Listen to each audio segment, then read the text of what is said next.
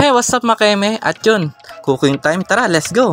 Watch and learn at makatipid o matuto magluto sa hapunan o sa tanghalian o umagahan. Ito pala guys, bumili sa aming palengke, mga gulay, halagang 150 na meron ka ng hapunan at napakasarap at meron ka ng sabaw. At ito pala, inire-ready na natin yung mga sibuyas, bawang at kamatis guys. At yung magic sarap, at yung nor, at yung sitaw, at lalo na yung ating kangkong. At talong at tumayiwagang okra at yung magandang natin sili guys, murang-mura lang na ito. At ito nga guys, i-ready natin, ihiwain na rin natin yung mga gulay natin na kailangan. At kailangan kasi naka-ready na to, di ba? Ang sabi ko sa inyo, kailangan naka-ready lahat ang gagamitin nyo sa pagluluto para hindi na kayo pawala-wala kung anong gagamitin o anong ihiwain ninyo. At dito nga kasi, palagi ako nagre-ready na sa aking lulutuin para pagka na ready na siya, ilalagay na lang natin sa asrola at sunod-sunod na siya ilalagay at hindi na yung magkulang-kulang sa ating pagluluto syempre. At napakahalaga na mga gulay guys sa ating katawan, lalo na kapag meron tayong mahinang resistensya o medyo nagkakaedad na tayo, kailangan natin ng gulay sa ating mga katawan. At wag naman sobra, piliin din natin yung mga gulay na pwedeng kainin. At yun pala guys, yung karne natin na nabili na kanina, halagang 80 pesos lang guys sa aming palengke. Ribs na siya o buto-buto ang tawag ko dito. At saktong-sakto lang sa budget yung 80 pesos na karne. At sabihin na rin natin yung mga gulay natin kung magkano. Kangkong 10 piso, kamatis 20 pesos, 1/4 na yun o kalahati sa amin dito. At napakamura na rin ang okra, 10 piso. At yung sili namin dito na green na mahaba ay 10 piso at napakarami na siya. Isang tumpok na sa aming bangketa. At solid na solid tumamaya guys. Ito na, lulutuin na natin at lalagyan natin ng mantika yung ating lulutuin. At gigisa na natin yung mga bawang sibuyas at yung mga kamatis natin na kailangan. At para pagkatapos natin magisa yung mga kailangan natin gisahin, isusunod naman natin yung karne natin o buto-buto o ribs kung tawagin.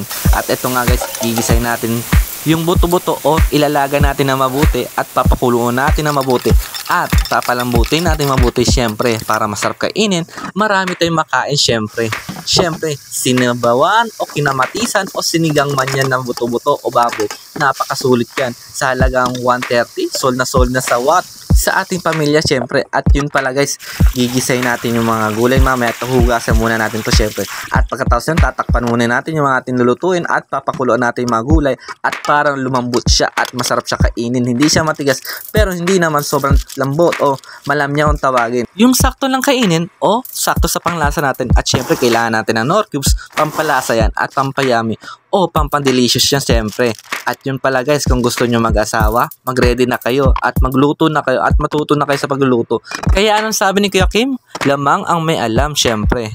At yun dati hindi ako marunong guluto. Ang ginagawa ko lang kasi dati, nanonood lang ako sa aking mama o sa aking papa habang sila nagluluto. At habang naghihintay tayo sa ating niluto, ay napapasayaw na nga ako at igiling-giling mo ang katawan. Ito na nga kaibigan, paluto na nga siya at ilagay natin yung mga gulay o kangkong natin at sili guys para mamaya pagkahango nito napakasarap at napakaamoy, naamoy yung anghang. Pero sakto lang anghang nito kasi baka hindi makakain yung ating mahal na baby natin syempre at aking misis, baka hindi siya makakain ng sobrang anghang. Yung sakto lang at talaga natin na magic sarap para lumasa siya at napakasarap din mama syempre. At dito nga guys, paluto na siya at mamaya. At yun nga guys, paluto na nga siya at ito na, luto na nga at pinatay na natin. At ito na, napakasarap na ng ating niluluto na kinamatisang ribs o buto-buto ng baboy guys. Napakamura lang, 130 pesos. Ito na, ang resulta, napakasarap siya at yummy na yummy. At yun lang mga keme, follow, like and share na guys ang ating mga videos. At yun lang guys, thank you sa lahat at bye bye.